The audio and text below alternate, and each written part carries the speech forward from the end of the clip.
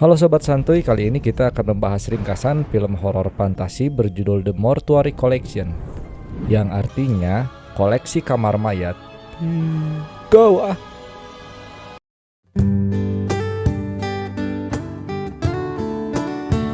Prem diawali dengan adegan anak kecil yang sedang mengayuh sepedanya di sebuah kota kecil yang bernama Revenance. Di hari itu dia sedang bertugas mengantarkan koran ke rumah-rumah warga. Ada hal menarik di sini. Artikel dalam koran tersebut memerintahkan Perry Gigi Boogie Bay yang masih dalam pelarian. Anak tersebut terus melemparkan koran-koran itu ke kepala orang. Enggak lah, ke rumah-rumah warga. Hingga sampailah dia di ujung jalan kota yang sepi. Sesampainya di sana, dia melihat koran-koran yang selama ini dia antar di kotak surat tersebut begitu berserakan, seperti tidak pernah diambil oleh pemiliknya.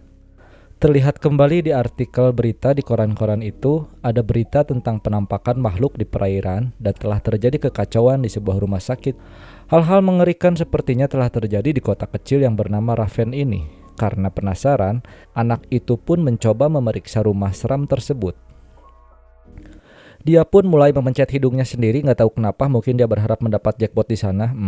Enggak, sebenarnya dia memencet tombol bel dan mengintip lubang pintu menggunakan kameranya.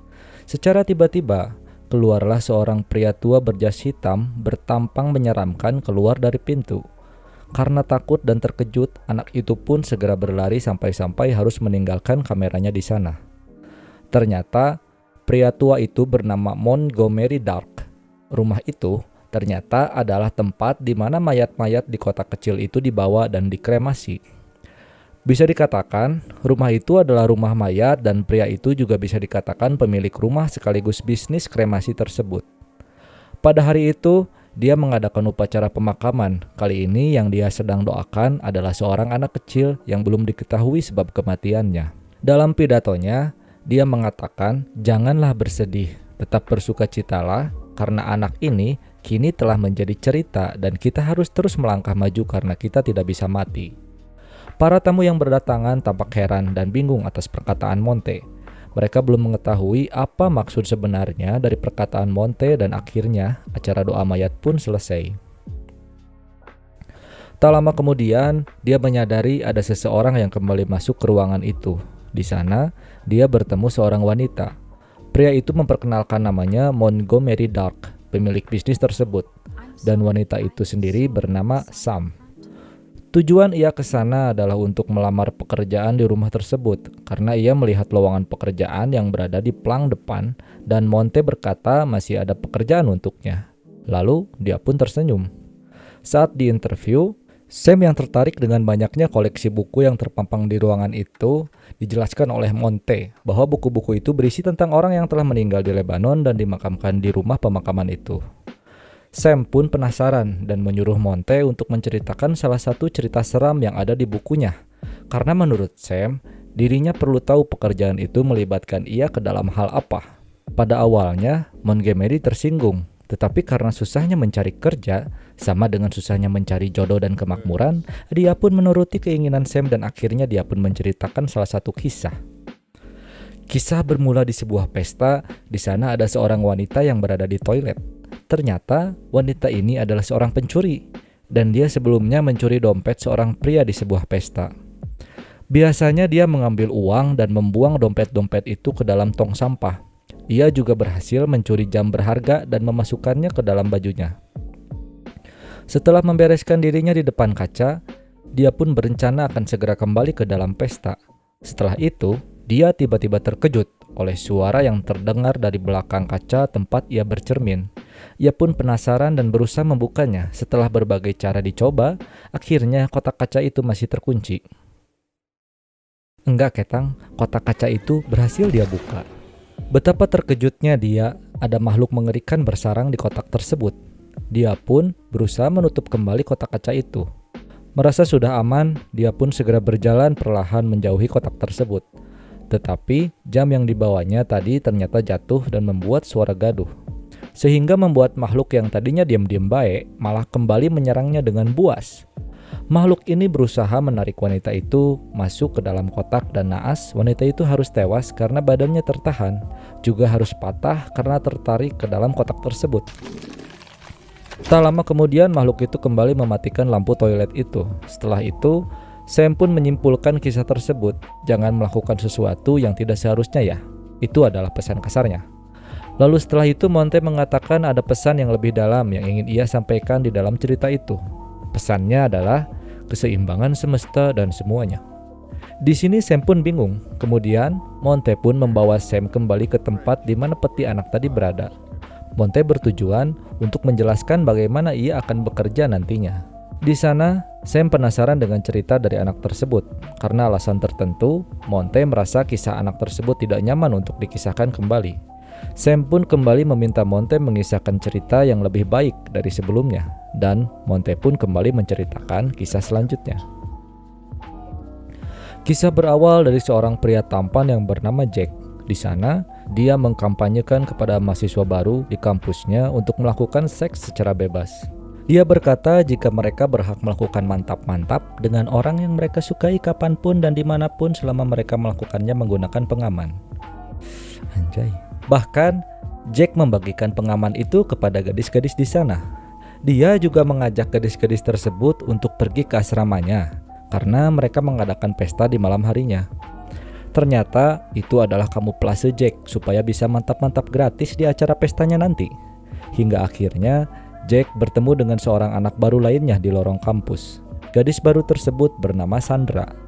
Di sini Jack keceplosan kalau dia berada di sana karena untuk bisa mantap-mantap. Sontak Sandra pun mengatakan hal yang sama juga. Kecanggungan pun terjadi pada Jack. Dia juga tidak lupa mengundang Sandra ke pestanya nanti malam. Saat itu, Sandra yang tersenyum kembali berjalan di lorong itu. Terlihat di dinding lorong tersebut berita tentang pria-pria yang tidak sedikit jumlahnya dilaporkan telah menghilang. Akhirnya malam harinya pun pesta dimulai dan Sandra pun akhirnya tiba setelah bertemu dengan Jack. Jack pun membawa Sandra ke kamarnya. Jack bahkan segera siap menunggu serangan dari Sandra. Tetapi secara tiba-tiba Sandra memberikan pengaman kepada Jack. Di sini Jack termakan dengan kata-katanya di kampus tadi. Padahal dia sendiri tidak suka menggunakan kondom itu. Jack pun terpaksa menggunakannya. Tiba-tiba Jack menyuruh Sandra untuk merubah posisinya, yaitu posisi yang membuat Sandra tidak sadar jika Jack melepaskan pengamannya. Dan terjadilah pergulatan nafsu itu. Sungguh luar biasa. Kegiatan Ichikibung ini berlangsung dari jam 12 hingga jam 6 tanpa henti. Keesokan paginya Jack pun terbangun. Sandra sendiri sudah pulang ke rumahnya. Sandra bahkan meninggalkan nomor teleponnya di sana. Secara tiba-tiba Jack muntah karena merasa mual. Dia juga mendapati seperti bekas luka di sekitar perutnya. Karena merasa ada yang tidak beres, Jack pun memeriksakan dirinya ke dokter. Dokter pun mulai memeriksakan hasil lab ke Jack. Di sini, dokter itu seperti melihat kejanggalan dalam hasil tes tersebut. Karena merasa ada yang salah, dokter itu segera memeriksa Jack menggunakan stetoskopnya. Awalnya terdengar normal, hingga menuju ke bagian perut, dokter itu mendengar sesuatu yang tidak biasa di perut Jack. Dokter itu tampak terkejut, dan dokter itu pun keluar untuk mengambil sesuatu. Jack pun mengambil hasil tes itu dan membacanya. Dan betapa terkejutnya, dia di dalam tes itu terbukti hamil. Oke. Dia pun kembali ke rumahnya. Jack sangat terkejut mendapati perutnya yang membesar dengan cepat. Karena itulah dia pun mencoba menghubungi Sandra mengenai apa yang sebenarnya terjadi. Sandra pun segera menyuruh Jack ke rumahnya. Dengan perut yang sudah membesar, akhirnya ia tiba di rumah Sandra. Di sana dia disambut oleh kedua orang tua Sandra. Orang tua Sandra sepertinya sudah terbiasa dengan peristiwa itu. Tampak mereka tidak terkejut sama sekali ketika Jack datang dengan keadaan seperti itu. Bahkan, mereka sudah mempersiapkan meja persalinan untuk Jack. Saat Sandra berada di sana, kondisi Jack sudah tidak terlihat normal. Jack pun menyalahkan Sandra, tetapi Sandra kembali menyalahkan Jack. Karena Jack sendirilah yang melepaskan kondurasnya. Kondim tegening. Di sini, Sandra seperti tidak menghiraukan alasan Jack. Dia malah menelepon pria lain yang akan menjadi mangsanya. Sementara itu, Jack pun mulai merasa sakit di perutnya. Bayi di dalam kandungannya akan segera keluar. Naasnya, di sini bayi itu harus keluar dari rudal Jack. Jack mengalami persalinan yang begitu mengerikan dan Jack pun tewas seketika. Setelah itu, Ibu Sandra pun meletakkan bayi tersebut di atas loteng. Ternyata bayi-bayi dari pria lainnya juga berada di loteng itu. Anjay, horor bray. Ternyata keluarga inilah penyebab menghilangnya pria-pria di kota itu. Dan sebuah tangan monster juga terlihat di sana. Scene berlanjut. Setelah penuturan cerita itu berakhir, Sam terlihat sangat puas akan hal tersebut. Dia berkata begitulah cerita seharusnya. Monte pun segera pergi keluar ruangan. Ternyata Monte menurunkan peti anak tadi ke arah bawah dan akhirnya tibalah mereka di ruangan pembalseman atau tepatnya ruangan otopsi mayat. Di ruangan inilah mayat-mayat itu bercerita. Tugas mereka adalah mendengarkan dan mengungkapkan petunjuk untuk memperoleh kebenaran dari kisah mayat itu. Hingga akhirnya terbuatlah sebuah kisah di dalam buku. Saat memeriksa mayat tersebut, Sam menemukan cincin kawin wanita itu yang berukir tulisan hingga maut memisahkan kita. Melihat itu, akhirnya Monte teringat akan sebuah kisah dan menceritakannya kembali kepada Sam. Awalnya ada pasangan yang menikah di sebuah gereja. Pria itu bernama Wendell dan akan menikah dengan wanita yang bernama Carol. Mereka diberi sumpah oleh pastor, yaitu dalam sakit ataupun sehat akan terus bersama hingga maut memisahkan mereka. So sweet aja. Dan mereka pun menerima sumpah itu sembari Wendell memasukkan cincin pernikahan ke tangan wanitanya. Singkat cerita, setelah sekian lama menikah, akhirnya Carol istrinya jatuh sakit. Hari-hari Wendell dipenuhi hanya dengan terus merawat istrinya Carol. Carol sendiri menderita penyakit yang tidak biasa yang membuat dirinya sulit bergerak.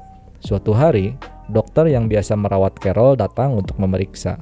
Nah, kalau kalian perhatikan, dokter ini adalah dokter yang sama saat memeriksa Jack. Kan? Ketinggalan? Oke.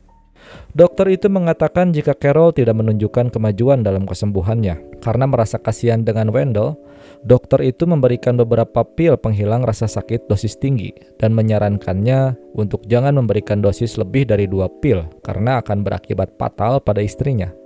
Malam harinya, Wendell telah mempersiapkan makan malam bersama Carol.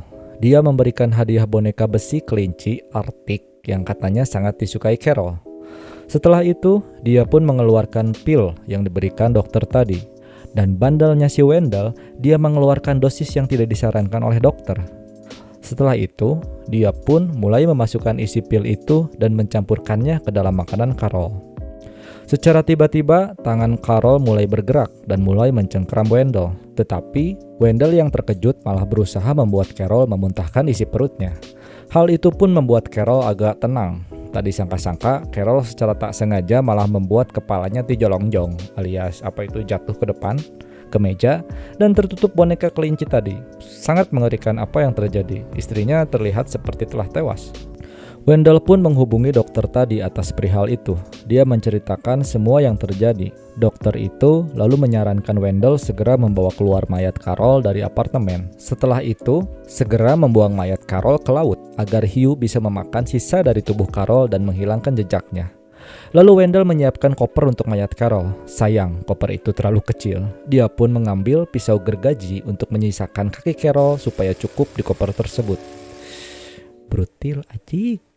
Secara tiba-tiba Carol tersadar dan mengejutkan Wendell. Di sini, Wendell yang terkejut pun menyadari jika Carol bukanlah dirinya lagi. Dan akhirnya, Wendell membuat Carol kembali tak sadarkan diri. Dia pun melanjutkan pemotongannya. Akhirnya, tubuh Carol pun muat di koper tersebut dan segera membawa koper itu menuju lift. Naasnya lift itu secara tiba-tiba macet. Wendell pun berusaha membuka pintu lift yang macet tersebut. Di luar sana, Nyonya Evelyn menyadari Wendell berada di dalam lift. Sepertinya Nyonya Evelyn ini menyadari apa yang terjadi dengan Wendell. Lalu dia pun mencoba menelepon polisi setempat agar bisa membantu Wendell yang terjebak di dalam lift. Panik. Wendell yang berusaha meyakinkannya tampak sia-sia. Nyonya Evelyn tidak mempedulikan Wendell dan secara tiba-tiba pintu lift tertutup kembali. Karena merasa frustasi dengan keadaan, Wendell pun melepaskan cincin kawinnya dan membawa ke dekat koper yang berisi tubuh Carol tadi. Secara tiba-tiba, koper tersebut terbuka dengan sendirinya. Sesaat itu juga, lift tersebut pun jatuh ke bawah. Wendell pun melihat ke arah keluar pintu lift, kemudian terlihat olehnya bayangan masa lalu dirinya bersama Carol. Tak lama berselang, Carol yang telah berubah bentuk keluar dari koper yang telah terbuka. Dia tengah memegang cincin kawin yang dibuang oleh Wendell saat itu juga. Carol lah yang memasang kembali cincin itu ke jari Wendell, dan mereka pun terlihat kembali seperti saling mencintai.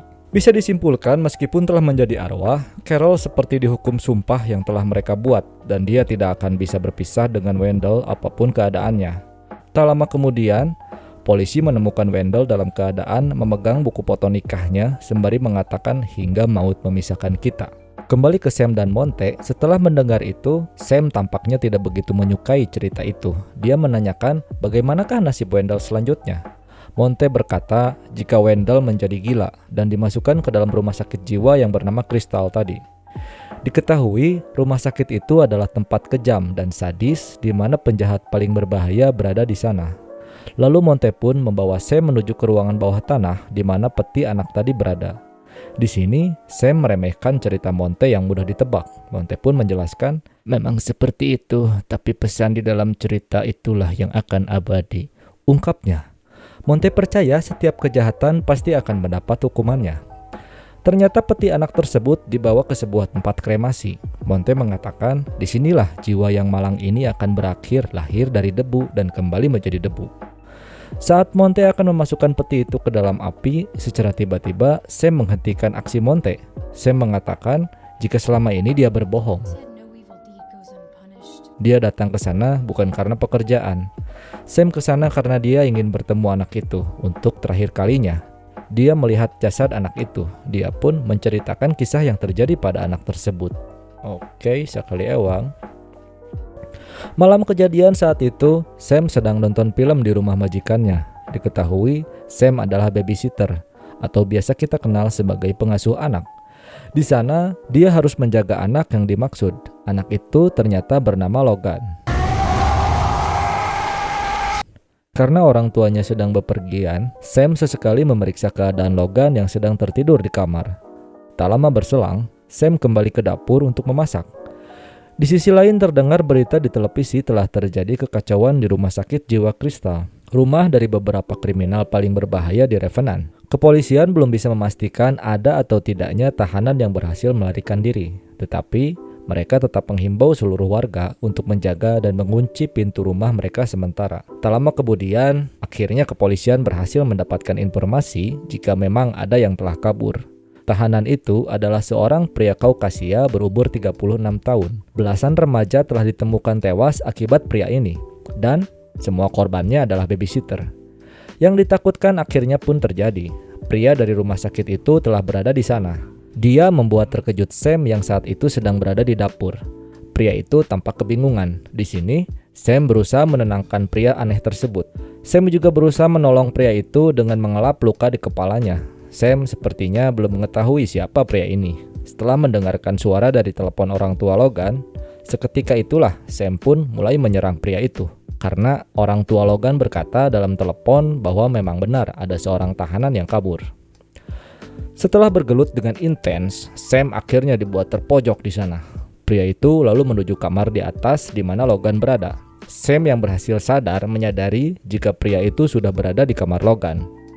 Pria itu ternyata mengincar Logan. Untungnya Logan sadar dan sudah berhasil sembunyi. Di kamar Logan, mereka berdua pun kembali bergelut. Sam terlihat heroik sekali dalam usahanya menghentikan pria sadis ini. Sedangkan di luar sana, akhirnya orang tua Logan pun telah tiba. Sementara itu, di saat pria itu lengah, Sam akhirnya berhasil menjatuhkan pria tersebut dengan mendorongnya ke arah tangga dan juga membantingkan TV ke kepala pria itu. Lalu pria itu tewas mengenaskan. Tak lama kemudian, orang tua Logan berhasil masuk. Mereka pun melihat pria itu telah tewas mengenaskan dan betapa terkejutnya mereka. Ternyata pria itu bernama Sam si babysitter. Ibunya pun berusaha mencari di mana anaknya Logan berada. Berita TV mengatakan akhirnya kepolisian berhasil mengetahui tahanan yang kabur dari Crystal, yaitu seorang wanita yang bernama Charlotte Quench. Warga setempat mengenalnya dengan Peri Gigi Bagi Bay. Dia terdakwa atas 12 pembunuhan. Betapa terkejutnya mereka berdua. Mereka menemukan anak mereka, Logan, tewas terpanggang di dalam oven. Ya, wanita inilah Peri Gigi yang diberitakan di awal film. Setelah mendengar cerita itu, akhirnya Monte mengerti ternyata alasan sebenarnya Charlotte ke sana adalah untuk mengambil gigi Logan yang tak sempat diambilnya waktu itu. pantas disebut peri gigi. Wanita ini mengambil gigi dari setiap korbannya untuk dijadikan koleksi olehnya.